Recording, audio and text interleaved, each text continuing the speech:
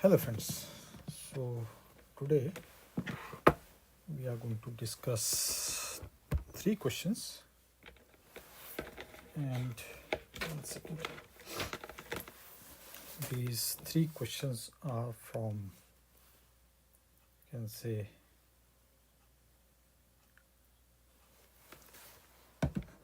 from the part of electrostatics which is related with the conductors. So in the first question we are given, so we are going to deal with the electric fields around the conductors. So in this first question we are given that if a neutral conducting spherical shell with the radius r is placed in a uniform electric field E, the charge on the shell will redistribute itself and create a sort of dipole. So based on this we are having these three parts on it. Part A, show that the external field due to the redistributed charges on the shell is in fact exactly equal to the field to an idealized dipole at the center of the shell. What is the strength of P of the dipole? Using the form of the dipole field given in the equations, we are already given the dipole equation, verified that total external field, that is the E plus the field from the shell, is perpendicular to the shell at the surface. And part C, what is the surface charge density as a function of position of the position on the shell. So this is, you can say, the basic question that is given to us. And so we are going to start with part A, and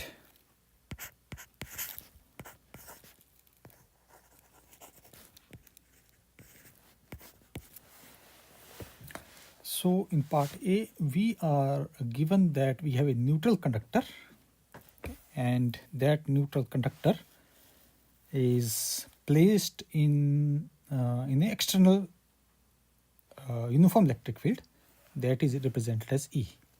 So because of this placement of this conductor in a electric field, external electric field, the free electrons are going to move. Okay? And so if we suppose that the electric field is in z direction, then we can say that the free electrons will be, it is going to create a negative charge at the top and the positive charge at the bottom. Okay. So let us try to understand the basic how the physically the redistribution of the electron is going to take place. Okay. So in part A we are going to you can say this is step number 1. It is much more easier to understand. Okay. And in this case we are placing the neutral conductor in a external electric field.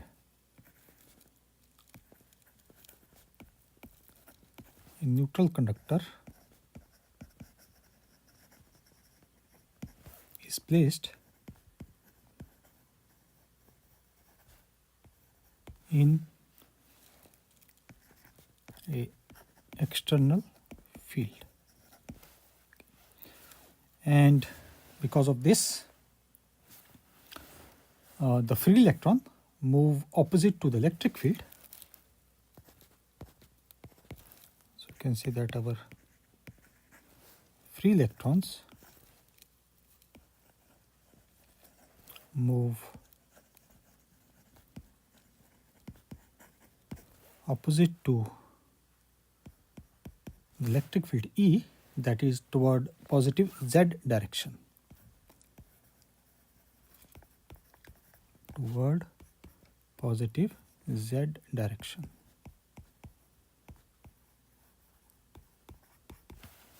And we are going to also write that, So because of this, it is going to create a negative charge at the top and the positive charge at the bottom. So this will be creating a negative charge at top. And for that we can write the value of theta. Okay, we can say that value of theta is equal to 0. And furthermore, it is going to create a positive charge at the bottom. Positive charge at bottom. And for that, obviously, our theta will be equal to over pi. Okay. So it means this charge distribution creates a induced electric field, or we can say induced field, that will be opposite to the external electric field. Therefore, we can say that this charge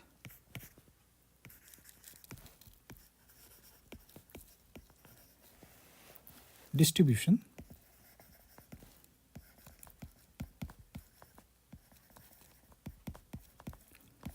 creates an induced field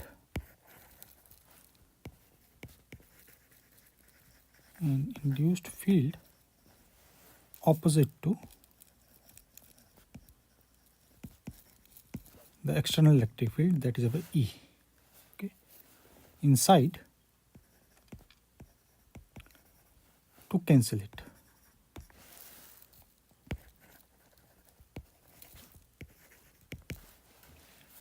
And if you look from the outside, this field will be like a dipole field. So you can say from our outside, it looks like a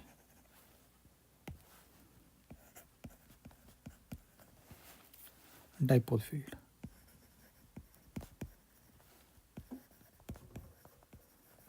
Dipole field. Now, obviously, like I said, that we assume that this induced charge is going to create a dipole. That's bound to happen because the top is having all the negative charge and the bottom is having all the positive charge. Therefore, this is going to create a dipole. Therefore, now we come to our step number 2, and so for our step number 2, we can say that induced charges created a dipole.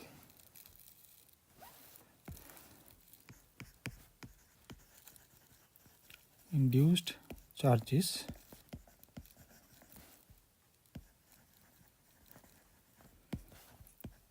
created a dipole. And we assume, let us suppose, this dipole is having a dipole moment of P. So we can say it is having a dipole moment, and that dipole moment is denoted as our P, and it is pointing in positive Z direction, that is same as the external field E. So this is having dipole moment P, and dipole moment P at the center.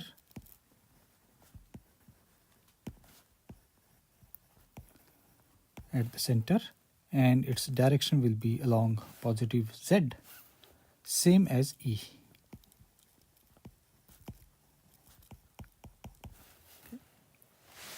And we already know the standard formula that for a dipole field at any point, we can write this formula with respect to their the radial component as well as the polar component.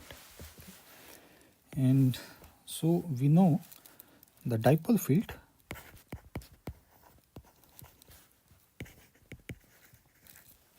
at any point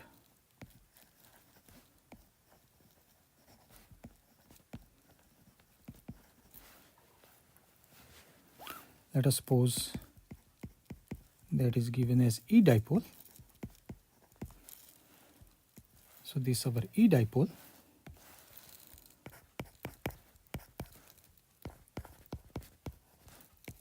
is equal to P upon 4 pi epsilon naught r cube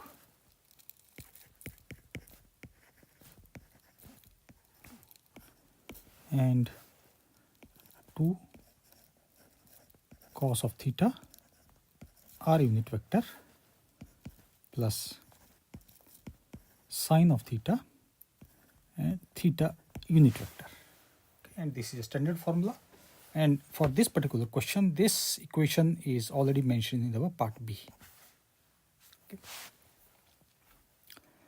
And so we are going to apply the boundary condition on this dipole field and try to solve it. So we come to step number 3, and this step number 3 we are going to apply boundary condition.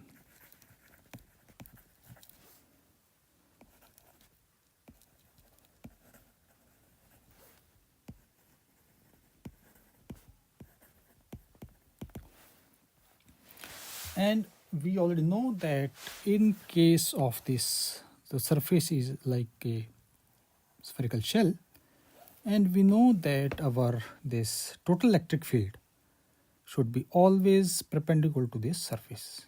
Okay, if we take a small portion of it, so electric field will be is perpendicular to the surface. So it means it should be having only the radial component, okay, and the polar component, which is represented as theta unit vector, should be equal to 0. So according to this boundary condition, you can write that at the surface of the conductor,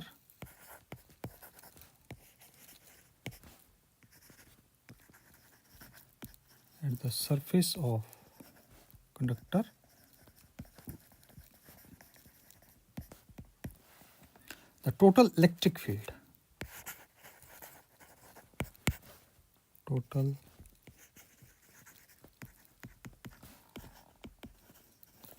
field must be perpendicular to the surface.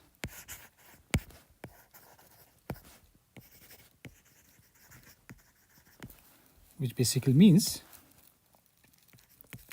that it is going to have only radial component,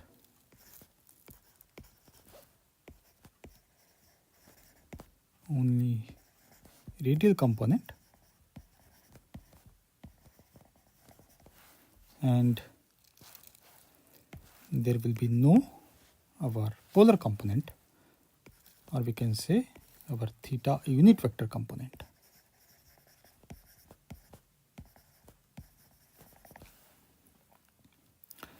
Therefore, let's first of all write what will be the external uniform electric field in terms of the spherical component.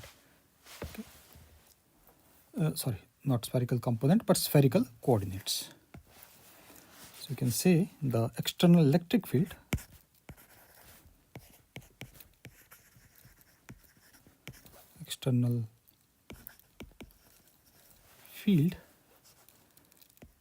that is our E external,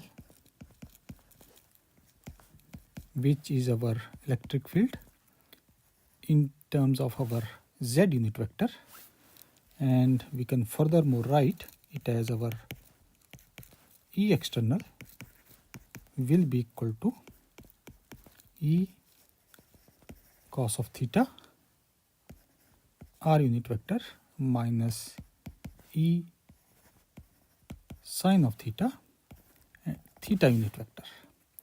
So the total our field outside will be equal to the summation of our external electric field and our dipole electric field. Therefore, we can say that total field outside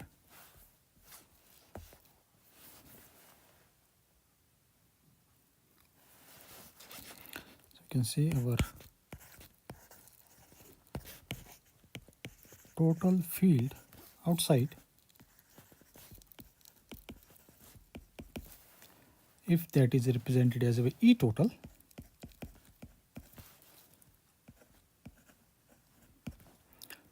then this E total will be equal to external electric field plus electric field due to the dipole. And we substitute our formula for external electric field as well as our dipole electric field. Therefore, we get our E total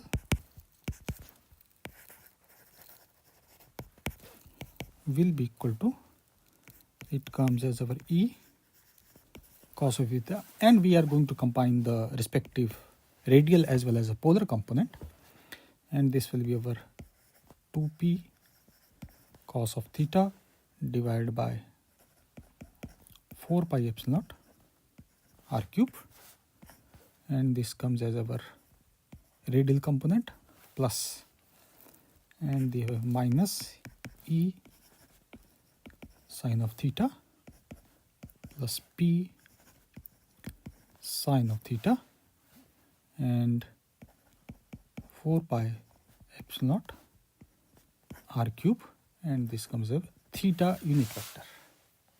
Now, because we are going to find out, because in this statement we have written that, where it went,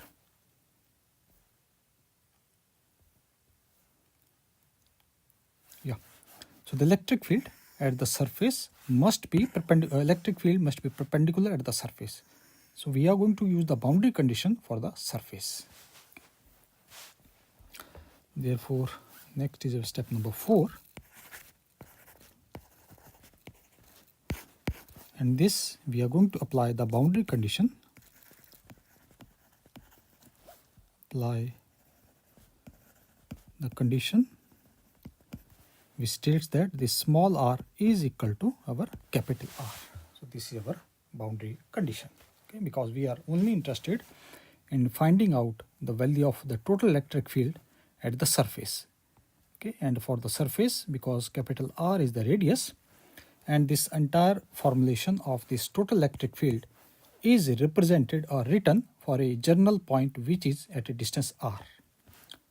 Okay, so apply the boundary condition, we are going to get that R is equal to capital R. And we also know that at the surface, like we said, only radial component is going to exist. This unit vector, that is a polar unit vector, will be equal to 0. So we are going to combine them, and we can write, applying the condition R is equal to R, the theta unit vector component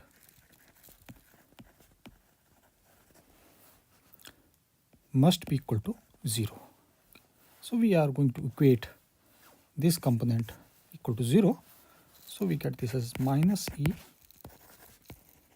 sine of theta plus P sine of theta divided by 4 pi epsilon naught and R cube is equal to 0.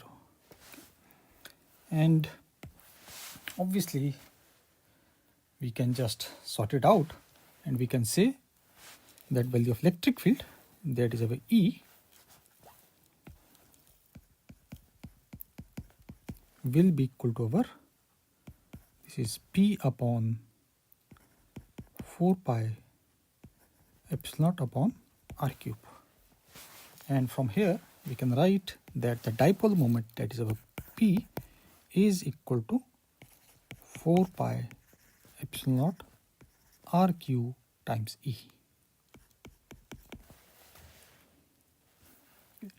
So it means that external electric field due to redistribution is nothing but equal to the field of a ideal dipole, because this formulation is, you can say, this is the field of a ideal dipole at the center. So this is nothing but our field of ideal dipole at the center.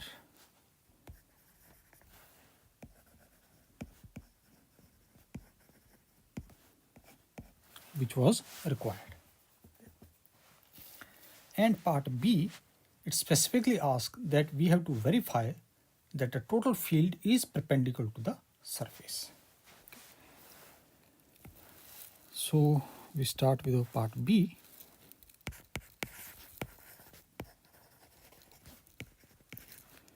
And we have to verify that our total field, which is our E total,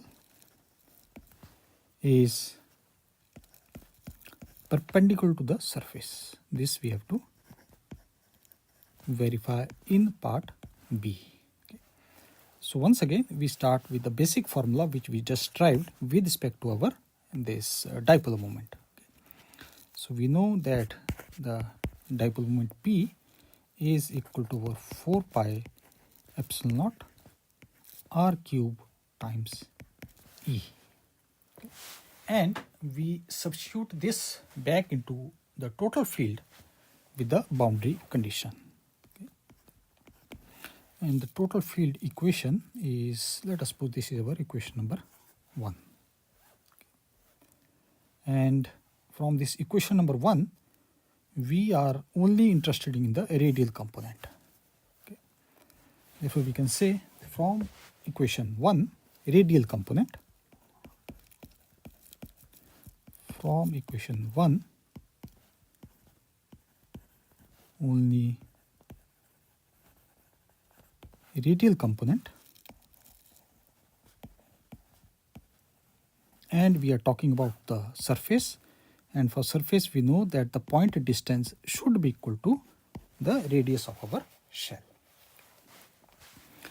Therefore, we get that the radial component of the electric field is our E cos of theta plus, and we substitute this our dipole moment into back into the equation. So this comes as 2 times 4 pi epsilon naught r cube and E divided by 4 pi epsilon naught r cube, and this comes as a cos of theta. And so from here we can easily see that our this 4 pi epsilon naught cube cancels out, and this gives us that our radial component will be equal to E cos of theta plus twice E cos of theta, and this comes as our twice E cos of theta. Okay. And now we come to our angular component.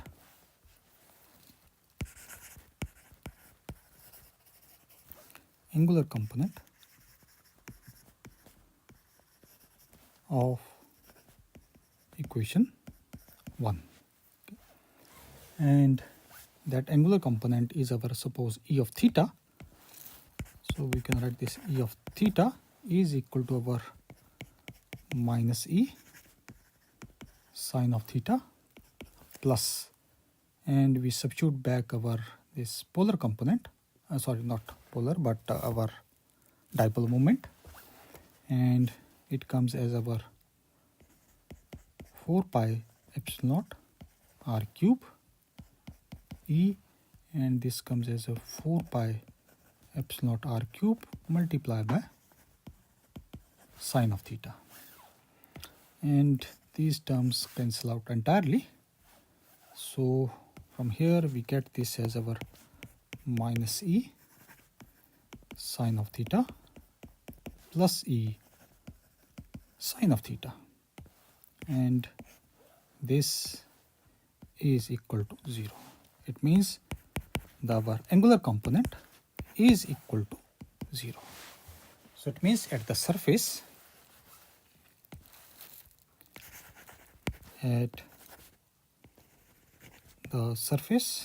surface means that the point of interest is equal to the radius of the surface.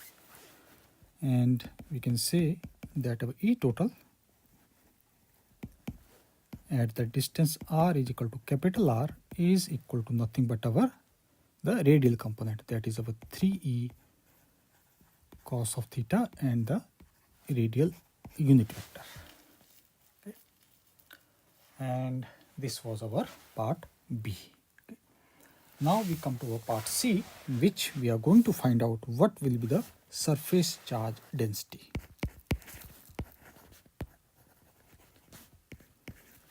In part C, we are interested in surface charge density.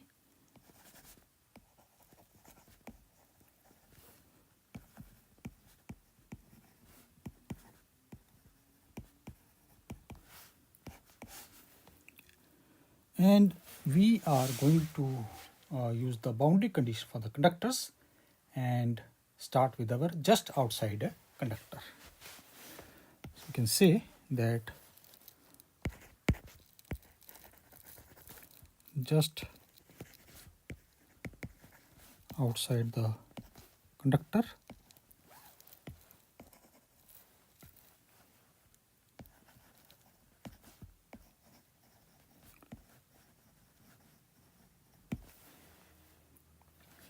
we know that the electric field, that is our suppose E normal, is equal to the charge density divided by our epsilon naught. And we already know that at surface of the conductor, where the point of interest is our R, is equal to the radius of our surface. And in this case, the radial component of the electric field is our 3E cos of theta, which we already derived. Okay. It means both these value of electric field should be equal to each other. And so we can write that our charge density divided by epsilon naught is equal to 3E cos of theta. It means the charge density will be equal to 3 epsilon naught E cos of theta. Okay. That was asked for. So we found out in the first question that our value of our electric field is, sorry, not value of electric field, but the value of our surface charge density is equal. Okay. And so this was our first question. Now we come to our second question, and one second.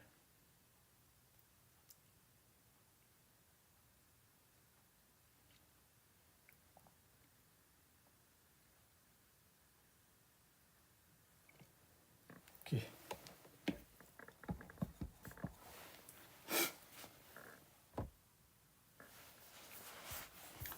So in the second question, it states that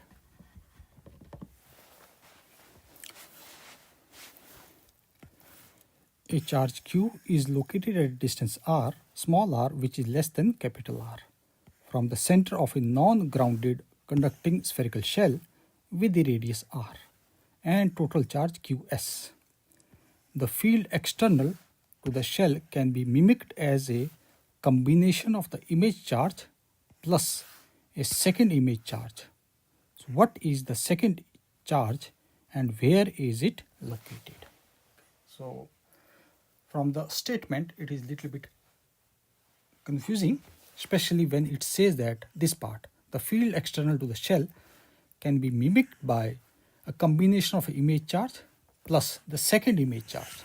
Now the question arises why we require this second image charge. Okay.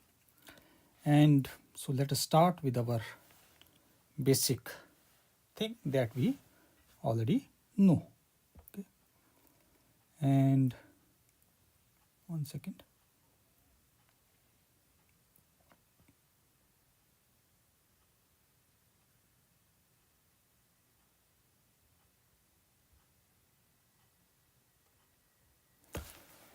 Okay, so in case of this image, obviously we know that this is a given charge, that is capital Q. This is our real charge and it is located at a distance r which is greater than this capital R.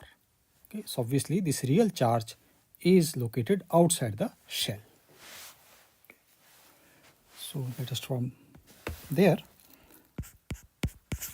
So we say that we are having a real charge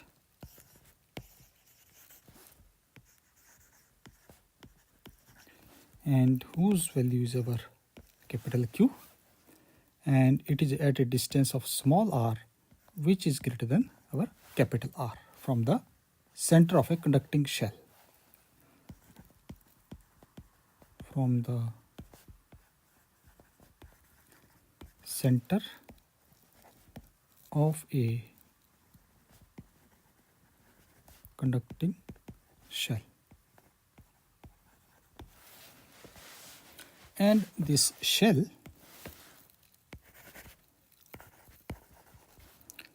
that is given to us, it is having a radius of capital R and a total charge. And a total charge is given to us as well QS. And please remember, this shell is not grounded.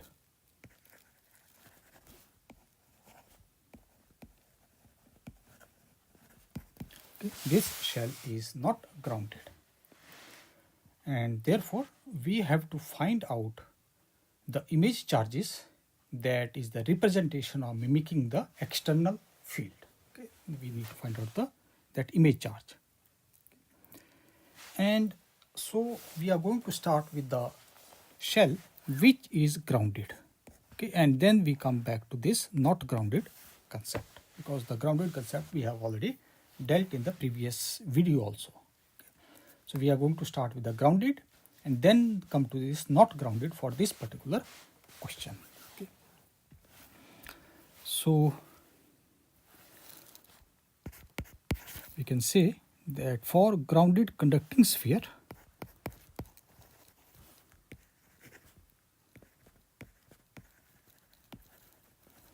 grounded conducting sphere. And we know that when the sphere is grounded, the potential is equal to 0. That is, our V is equal to 0. So you can say if sphere is grounded,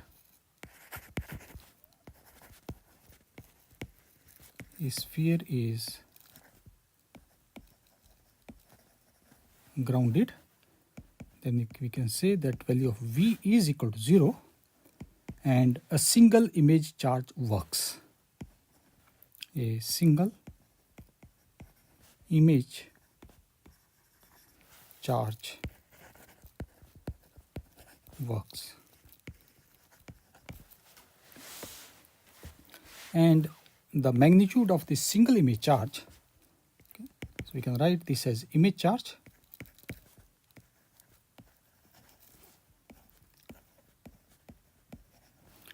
suppose its magnitude is our Q prime, then this Q prime will be equal to our ratio of the distances, that is our ratio of our R is the radius of this shell and small r is the distance where the original charge is lying, okay, and multiply by the original charge.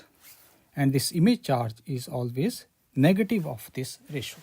So this is the basic, you can say, the magnitude of our image charge. We can also write its location, and this image charge is located, and this is located at r prime, and this r prime is equal to over r square divided by small r. And we already know that this our small r is greater than capital R. Okay. So it means the location of this image charge will be inside the sphere. Inside the sphere. And it will be between the center and charge q. Center and original charge q. We can just represent it diagrammatically also. So suppose this is our shell and this is our center, and the original charge is suppose lying somewhere here, whose value is given to us as a capital Q, and this is at a distance of r. And the radius of this shell is given to us as a capital R. Then our, you can say, the image charge is going to lie somewhere here, okay, whose value is our q prime, magnitude is given to us, okay, and it is lying at a r prime distance. So this will be our r prime. Okay. So this is basically our image. Okay. And image charge, please remember, it has to be opposite to the original charge. Okay. Value, magnitude is a little bit different, and it has to be opposite. So the original charge, and which we called as a real charge, sorry. Okay, we call this q is a real charge, and q prime is image. Okay, so in the last video we solved, I think, around about 3 questions that were based on this real charge and image charge. Okay, and we found out why this magnitude is coming as negative, and how we can find out this location. Okay. And because of this positioning, we know that the sphere surface is at 0 potential because of this particular setting. Okay. So from here we can write furthermore that this makes the sphere surface at v is equal to 0. This makes sphere surface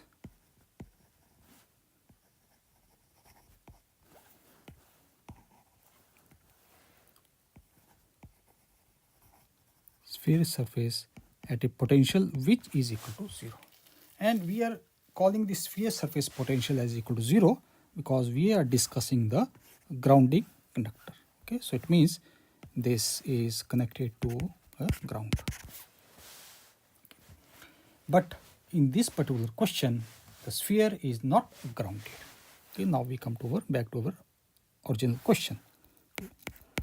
So we are given, but our sphere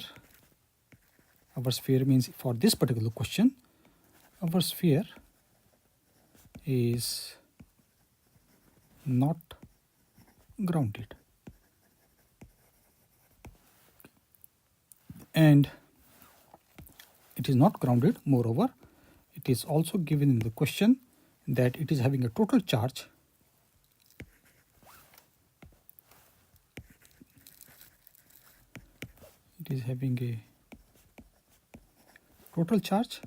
and that total charge is given as qs, and also it is going to have some potential.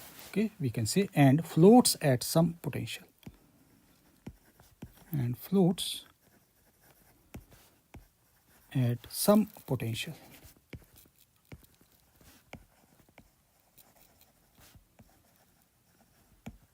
Okay. And if it was been grounded, the potential will be equal to 0. But as it is not grounded, so we are given that it is having a charge of qs and it is going to have some potential. Okay. Now, this was some initial discussion about this. Okay. And so we are going to start with the basic formula for our grounded sphere, and then we come back to our, you can say, the non-grounded one. Okay. Therefore, let's start with step number 1. And step number 1, for grounded sphere,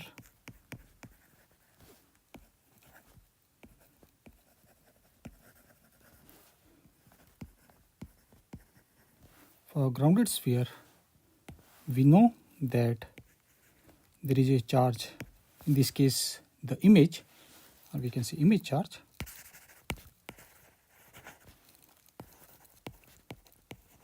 Image charge is our q1, its magnitude is our capital Q r upon r, and at a distance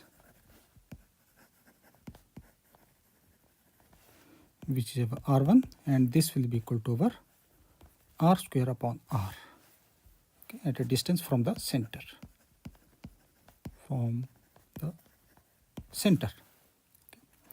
And if there is this particular condition is only there, that we having an image charge q1 at a distance r1, this particular condition results that the spherical surface is equipotential, or V is equal to 0. So you can say this makes the spherical surface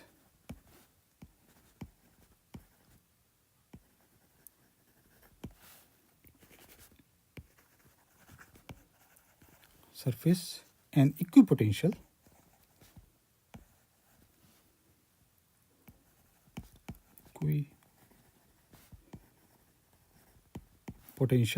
at V is equal to 0.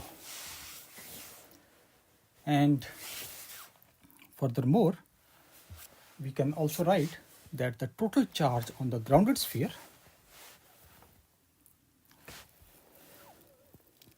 so we can say that our step number 2, and the step number 2, the total charge on the grounded sphere.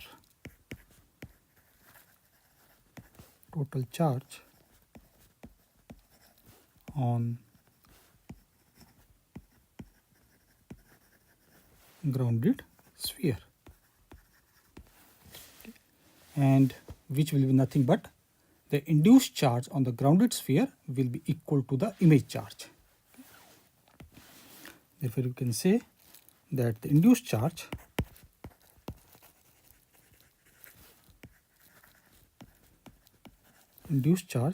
let us suppose we call this as our Q induced, will be equal to our image charge as our Q1, and whose value we already know is our QR upon small r. So which basically means that this was our spherical shell, and a center, it was grounded, and we were having a original charge at a distance of, suppose this is our original charge Q at a distance of small r, and because of this grounded concept, we know there will be image charge, which we in this case we call this as our Q1, and it will be at a distance of our r1 from the center. And because there is a charge inside this shell, it is going to induce a charge along this induced charge, which we call this one, something like this one here, and whose magnitude will be equal to our Q1. Okay. But we are given in the question that the sphere is having a actual total charge of Qs that is not equal to our Q1. So we can say that our our actual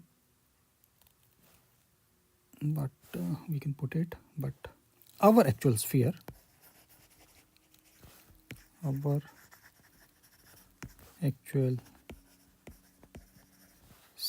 has a total charge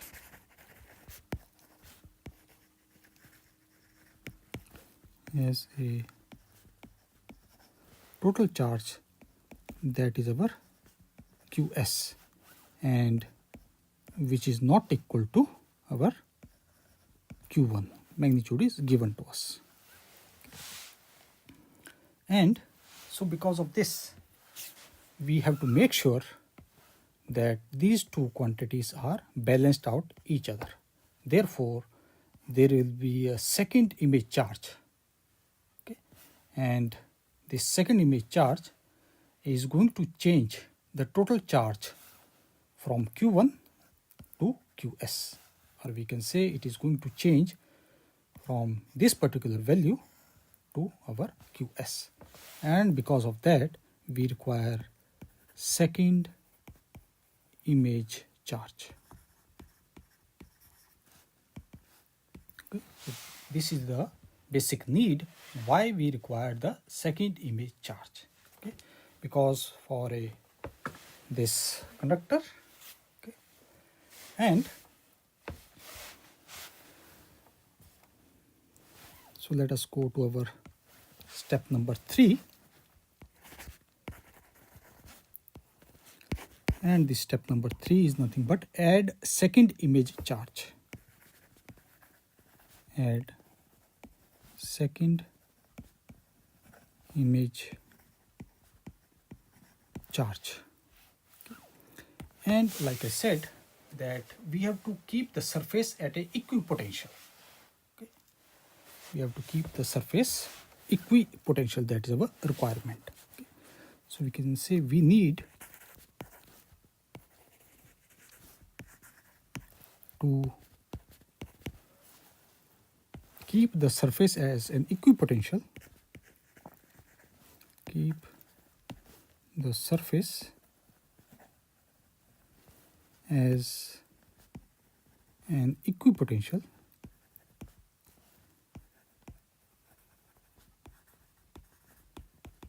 and second thing which we need is that the total charge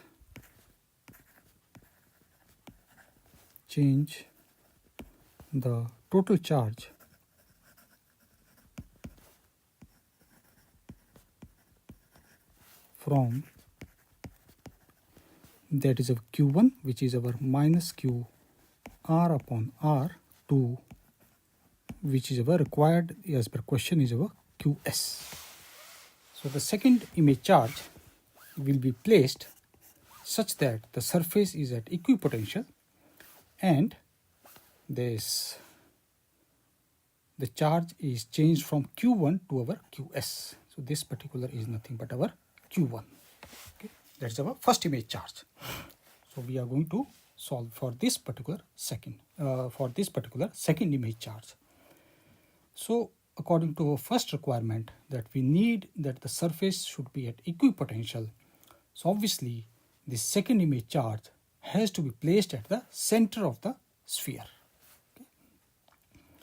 Because the center is at equidistant from all the surface points. Okay.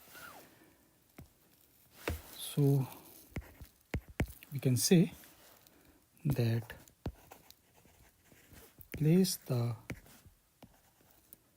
second image charge at the center. Okay. Because it is equidistant from all surface point. It is equidistant from all surface points, and moreover the potential of the entire surface will be raised uniformly. If you make a unsymmetric positioning of this second image charge, the potential is going to unsymmetric, okay, which we don't want. And now we are going to find out what will be this value of the second image charge, that is our Q2. So we come to step number, this was 3 and we come to step number 4. So we have to find out second image charge. Second image charge, which we assume is nothing but our Q2. And we already know that our this value of the second image charge is already known to us. Okay.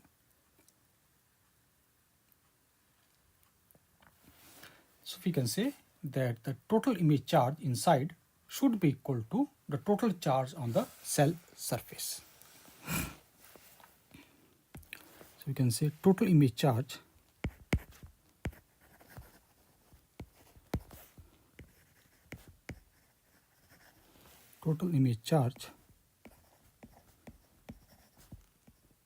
will be equal to total charge on cell surface.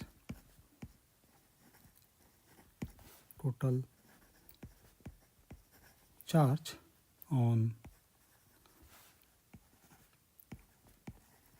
shell surface, and the total image charge is we know is our Q1 plus Q2, and total surface charge on this particular case is our Qs. This is given to us, and Q1, Q2 we already know. So we substitute it. 1 second.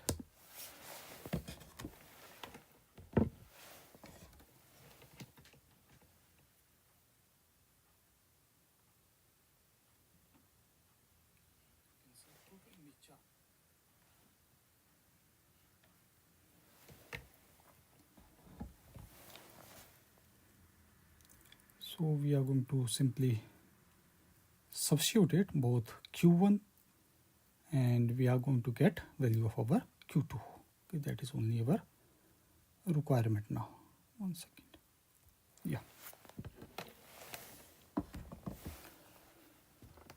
So we substitute value of our Q1, and this Q1 is our minus capital Q R upon small r plus Q2 is equal to Qs.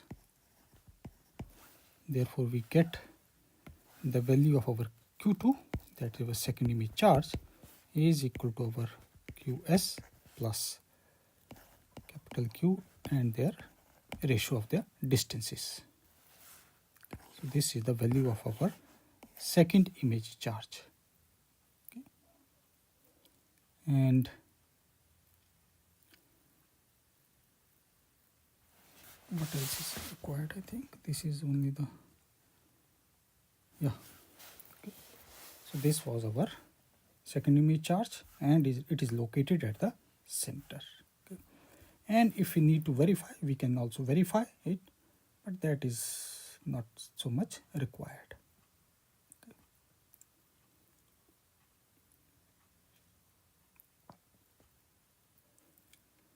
And yeah, so this is second image and at the center.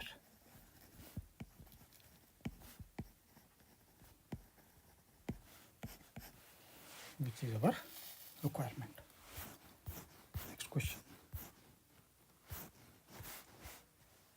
Okay, so in this case, we are given that we are having n number of charges, n number of raindrops. And we are going to find out what is going to happen, or when they are with our individual parts, okay, when they combine to form one big drop. That's a question in this particular case. So we are given that n charged raindrops with radius a all have the same potential. Assume that they are far enough apart so that the charge distribution on each isn't affected by the others. So normally it is spherical symmetric. What is the total capacitance of this system? How does this capacitance compare with the capacitance of our where the drops are combined into one single drop? Okay, so that is our question that is given to us.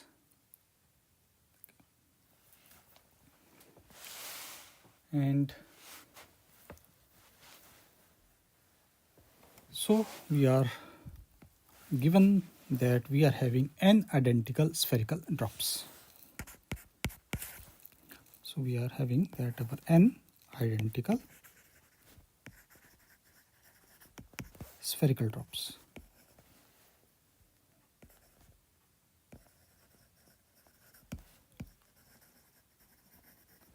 And each is having a radius a. Each is having a radius of small a, and each is having a same potential. Same potential, and let us suppose that potential is our V. And we can say that, let us suppose they are having charges Q1, Q2 up till Qn. So we can say they are having charges which is our Q1, Q2, Q3 and so on up till Qn. Okay, and they are so far from each other that there is no electrostatic interaction between the any two. So it means, so in the first part we are going to solve what will the capacitance of n separate drops, and then we come to over the combined part. Okay. So we are going to start with our part 1, and part 1 is the capacitance of n separate drops.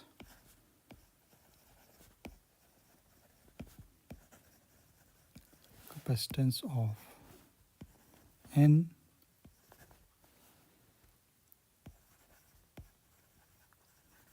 separate drops.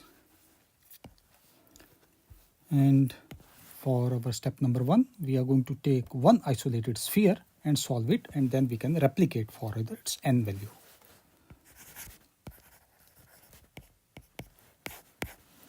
Capacitance of single isolated sphere.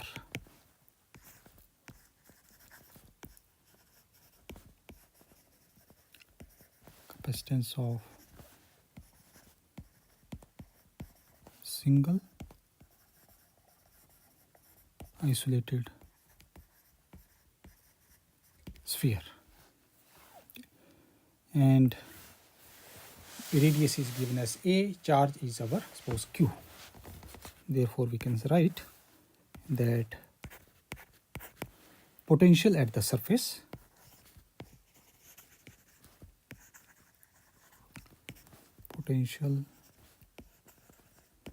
at the surface, suppose that potential is over V, and that will be equal to 1 upon 4 pi epsilon naught charge upon the radius. And based on this we can easily find out their capacitance. So you can say capacitance of one sphere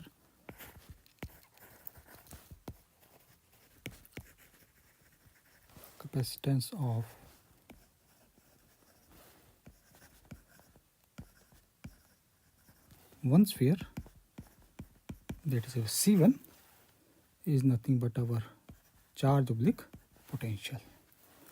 Therefore from here we can write that our C1 is equal to 4 pi epsilon naught times A.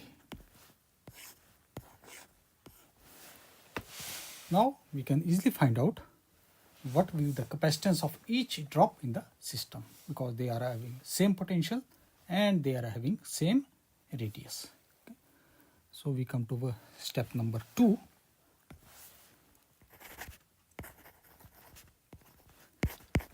We are going to find out capacitance of each drop in the system.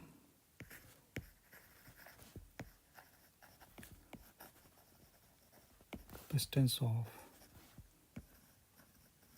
each drop in the system. So let us consider a ith drop. So we can say for drop I, we can write charge on ith drop, that is Q of I, will be nothing but our capacitance C1 times the potential V, which comes as about 4 pi epsilon naught A times potential V. Therefore, we can say the total charge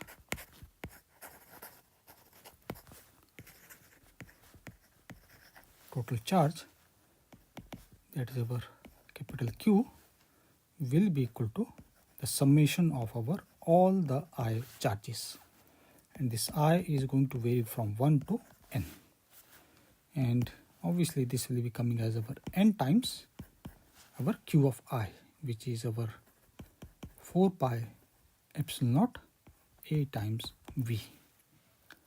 Therefore, we can say that our total capacitance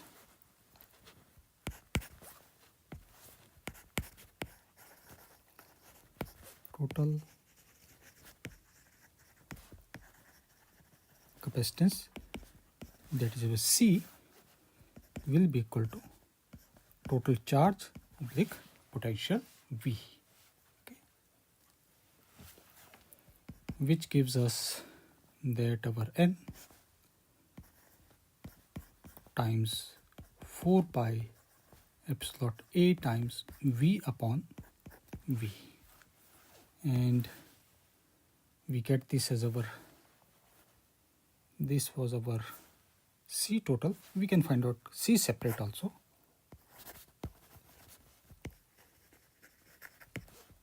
Will be equal to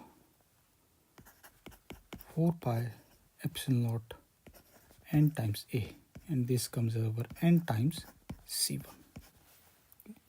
So it means the n drops are going to act like a n capacitors in parallel. Therefore, from here we can say that our n drops acts like n capacitors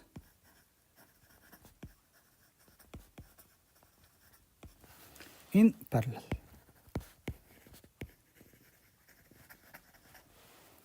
With each with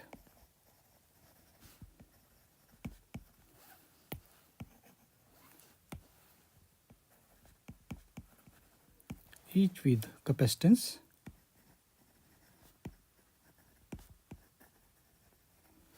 and that is our 4 pi epsilon naught times A. Now we come to part 2, and part 2 asks about what will be the capacitance of a combined drop.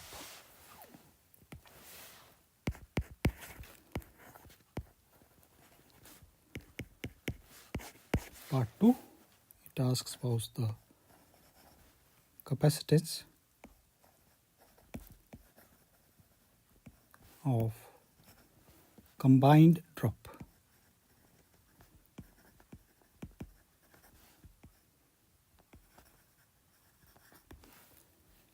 And for that we can easily use, because the n number of drops are going to combine to form a bigger drop.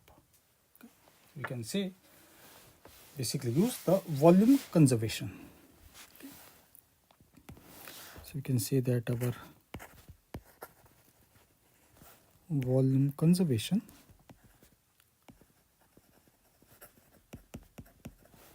which gives us that n times the volume of our small drops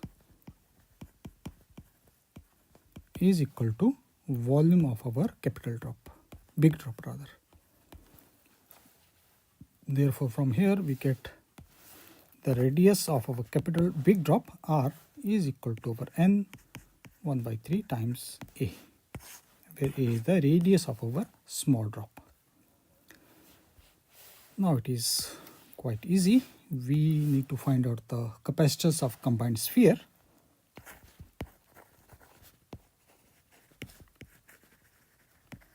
Capacitance of combined sphere, and let us call this as a CS, and this CS will be equal to 4 pi epsilon naught times R, and R we can easily substitute. We get this as CS is equal to 4 pi epsilon naught times n raised to power 1 by 3 A. And we already know that this, let me write this A on our here, and this factor is nothing but our C1. So we can say capacitance of combined sphere A is equal to C1 n raised to power 1 by 3.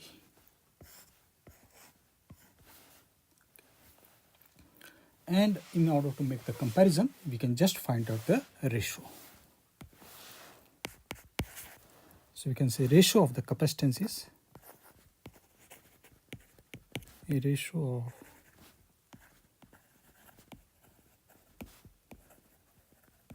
capacitances, and that is equal to C separate divided by C combined, and C separate is,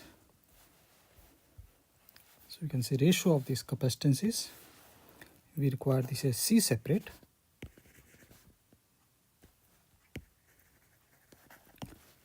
upon C combined. Let me write this complete part, C combined. Okay, and this CS, this is our C combined.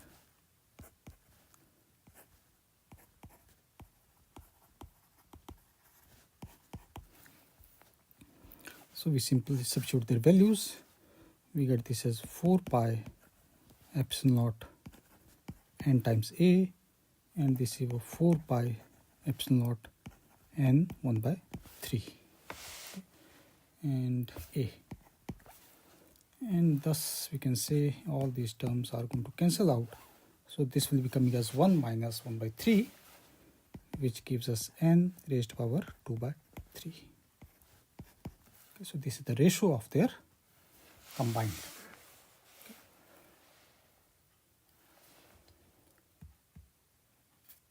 So that's complete the question.